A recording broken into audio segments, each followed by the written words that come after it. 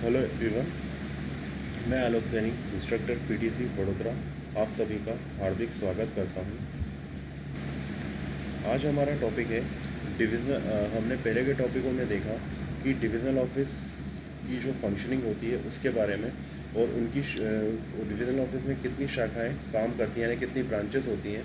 उसमें से एक ब्रांचेस है इस्टेब्लिशमेंट ब्रांच। आज हम उसके बारे में जानेंगे। इस्टेब्लिशमेंट ब्रांच ए ब्रांच कहलाती है डिविजनल ऑफिस में। इसमें एक पोस्टल असिस्टेंट, जिसे हम ओए असिस्टेंट कहते हैं, ऑफिस असिस्टेंट, वो रहते हैं। ये जितने भी इस्टेब्लिशमेंट की फ़ाइल और रजिस्टर, जो भी परमानेंट रिकॉर्ड रहता है, उन सब के रिस्पॉन्सिबल होते हैं। ये इन्हीं के द्वारा डील की जाती हैं।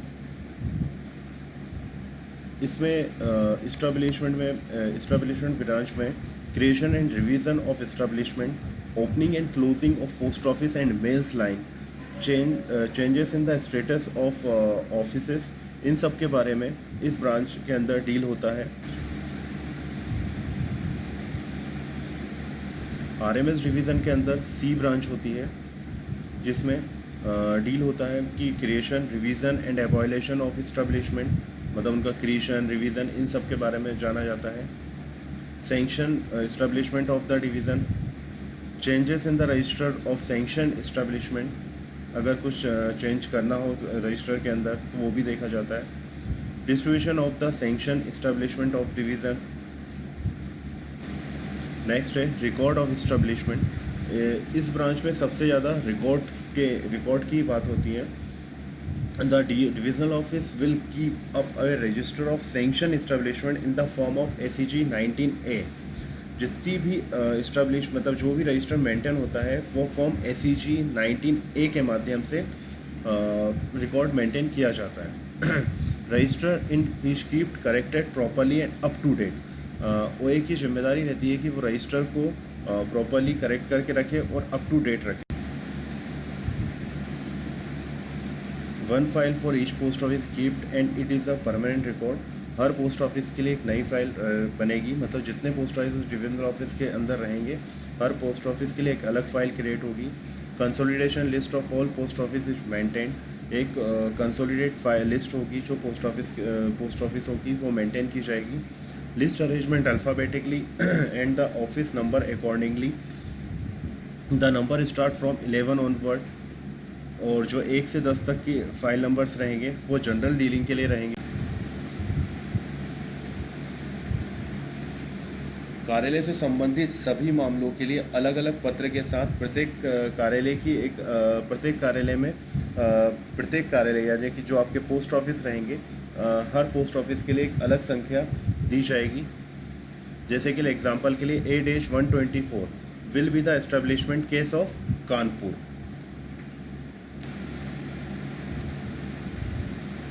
जब एक नया ऑफिस आपके डिविजनल ऑफिस में, जब भी एक नया ऑफिस ओपन होगा, उसके लिए नया केस मार्क होगा, वो होगा एग्जांपल के लिए A-124A और या A-125A, इस टाइप के आपको देने पड़ेंगे।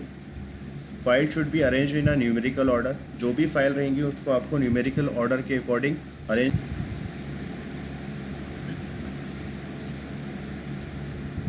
Content detail of establishment in particular post office और एडमिनिस्ट्रेटिव ऑफिस, यानी कि एडमिनिस्ट्रेटिव ऑफिस और पोस्ट ऑफिस के इस्टेब्लिशमेंट रजिस्टर में क्या क्या चीज़ें होनी चाहिए। पहली रहनी चाहिए क्लेरिकल इस्टेब्लिशमेंट, दूसरी डिलीवरी इस्टेब्लिशमेंट, तीसरी MTS का इस्टेब्लिशमेंट और चौथी GDS का इस्टेब्लिशमेंट। ये SEG 19A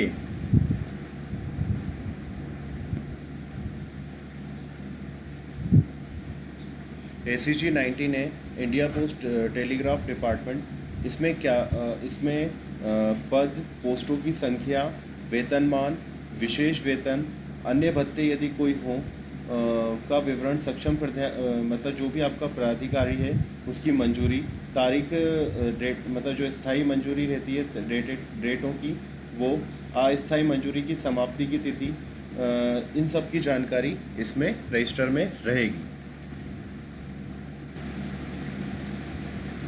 अगर RMS डिवीज़न है तो आरएमएस डिवीज़न में क्या क्या जानकारी रहनी चाहिए?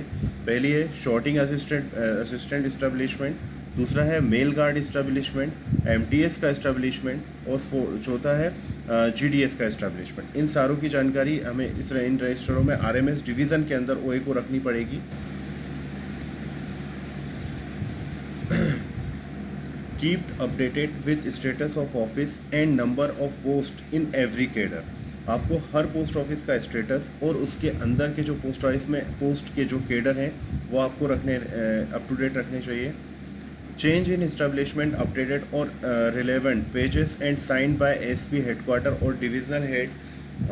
अगर कोई चेंज होता है तो एसपी हेडक्वार्टर उस पेज पे रिलेवेंट पेज पे एसपी हेडक्वार्टर और डिविजनल हेड के सिग्नेचर।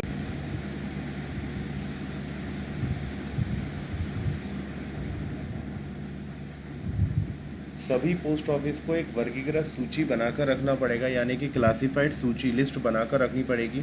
अगर एचओ है तो एचओ के अंडर में कितने एसओ हैं उसके बारे में, और यदि एसओ है तो उसके अंडर कितने बीओ हैं उसके बारे में उसकी जानकारी अल्फ़ाबेटिकली क्लासिफाइड सूची में बनानी पड़ेगी। और इसको हर 3 साल में एक बार रिलीज़ करना पड़ेगा। इसको अप टू डेट रखना है ऑफिस असिस्टेंट को। और यदि अगर इस लिस्ट में कोई करेक्शन होता है तो हर साल अप्रैल में सीओ और आरओ को, यानी रीजनल लेवल और सर्कल ऑफिस के लेवल पर आपको इंटीमेट करना। फॉर्मेट ऑफ क्लासिफाइड लिस्ट, इसमें आपका सीरियल नंबर, कार्यालय का नाम और कार्यालय की क्लासेस और उसकी सेवाओं की पेशकश और रिस्ट्रिक्शन, इस सब के बारे में आपको क्लासिफाइड लिस्ट में जानकारी भरना पड़ेगी। What does establishment means?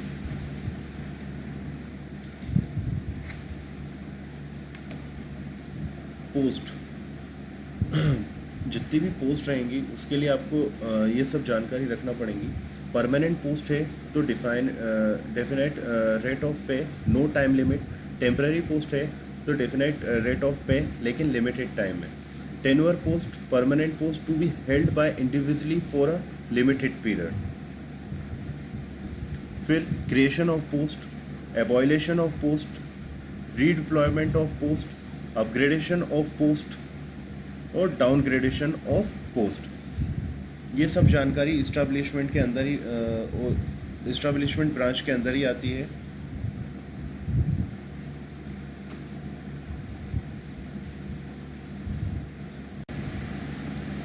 What is included in establishment? Establishment में क्या क्या चीज़ें इंक्लूड रहेंगी? एक तो आपका organisation structure of the department, फिर आपका रहेगा circle, region, division, post office and other unit, their creation, abolition and relocation and merger, post and cadre, their creation and abolition and deployment, power, administrative and financial powers के बारे में जानकारी रहेगी। Distribution of work etcetera, जो भी distribution रहेगा work का। From surplus office to a needy office, अधिशेष कार्यालय से एक जरूरतमंद कार्यालय में। Redeployment of surplus group C, MTS and GDS post from one operative office to a deficient operative office, एक ऑपरेटिव कार्यालय से एक की जो कमी ऑपरेटिव कार्यालय में। From operative office to administrative office and vice versa, प्रशासनिक कार्यालय और इसके विपरीत ऑपरेटिव कार्यालय से जीडीएस पदों को छोड़ के can be done by the head of circle with the concurrence of circle IFA. Circle IFA की सहमति से सर्कल के प्रमुख द्वारा किया जा सकता है।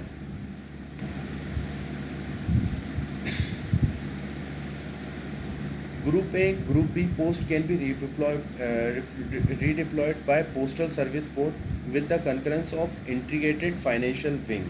Group A, Group B पदों का एकीकृत वित्त विंग की सहमति से डाक सेवा बोर्ड द्वारा पुनः वितरित किया जा सकता है। Proposal of redeployment refer to directed after approval of Circle IFA and Chief PMG. Redeployment के प्रस्ताव के लिए सर्कल आईएफए और चीफ पोस्ट मास्टर की जनरल के अनुमोदन के बाद डायरेक्टरेट को भेजा जा सकता है प्रपोजल के लिए। Redeployment is effected by abolition of post in a surplus office and creation of post in a deficient office.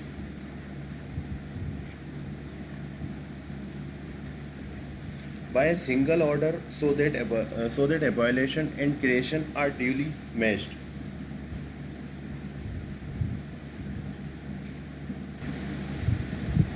Creation of post, instruction from time to time.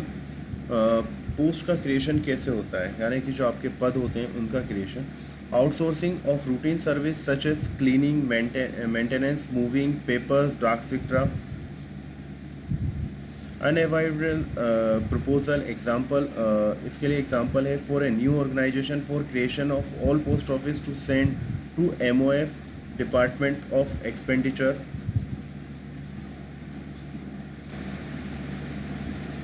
Creation and redeployment.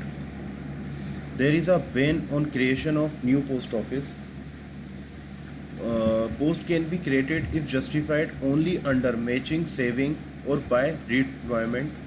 For matching, saving, financial implication has to be taken care of. Justification is to be calculated based on the workload. For post office, it is based on the calculated of ST2.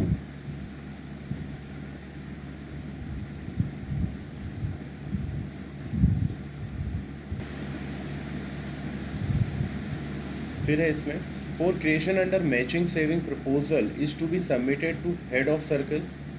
For deployment also proposal is to be submitted by divisional head to head of circle. The proposal should be accompanied by document justifying the excess manpower at one office and additional workload at the other office, justifying the additional manpower.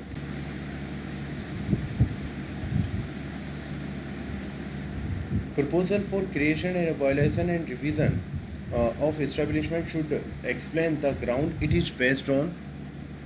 Present cost of establishment with the cost of proposed establishment should be clearly mentioned.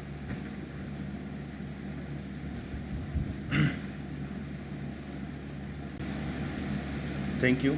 I hope आपको establishment introduction समझ में आया होगा। आपको इसकी exercise इस slide के बाद आपको आपकी ईमेल आईडी पे दे दी जाएगी। धन्यवाद।